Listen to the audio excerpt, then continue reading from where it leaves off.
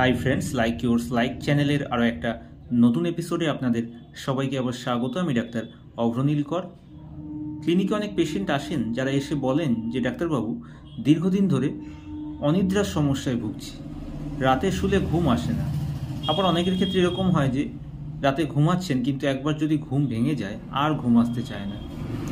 অনেকে এরকম বলেন যে ডাক্তারবাবু, এর জন্য অনেক ঘুমের ওষুধ খেয়েছি দীর্ঘদিন, একসময় ঘুমের ওষুধ খেলে ঘুম হতো, কিন্তু বর্তমানে এরকম পরিস্থিতি দাঁড়িয়েছে যে ঘুমের ওষুধ খেয়েও আর ঘুম হচ্ছে না। এখন কি করব? আপনারা যারা এই ভিডিওটা দেখছেন, আপনাদের মধ্যেও কিন্তু এরকম অনেকেই আছেন যারা এরকম ঘুমের ওষুধ কিনে খান।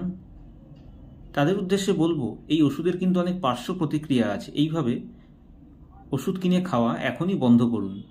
আপনি যদি এই সমস্যা থেকে স্থায়ীভাবে মুক্তি পেতে চান, সেক্ষেত্রে অবশ্যই আপনাকে নিতে হবে হোমিওপ্যাথিক চিকিৎসা। হোমিওপ্যাথিক চিকিৎসার মাধ্যমে কিন্তু এই সমস্যা থেকে মুক্তি পাওয়া সম্ভব। অনিদ্রার সমস্যায় লক্ষণ অনুযায়ী আমরা বেশ কিছু হোমিওপ্যাথিক ওষুধ প্রয়োগ করে থাকি, যেরকম ন্যাট্রামিউর, থুজা, কস্টিকাম, ইগনেশিয়া, মেডোরিনাম। লক্ষণ অনুযায়ী আরও বেশ কিছু ওষুধ আসতে পারে, ওপিয়াম। তো আপনাদের যদি কারোর এরকম দীর্ঘদিনের সমস্যা থেকে থাকে, সেক্ষেত্রে আমি বলবো অবশ্যই নিকটবর্তী হোমিওপ্যাথিক ডাক্তারবাবুর সঙ্গে যোগাযোগ করুন এবং আপনার সমস্যার কথা তাকে খুলে বলুন।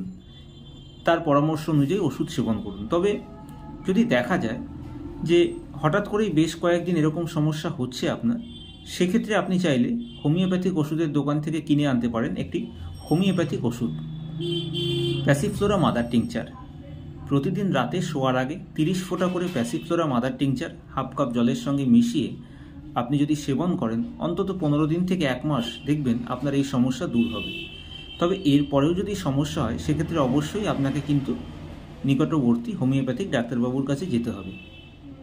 আপনারা চাইলে স্ক্রিনের ওপর দেওয়া হোয়াটসঅ্যাপ নাম্বারেও আমার সঙ্গে যোগাযোগ করতে পারেন।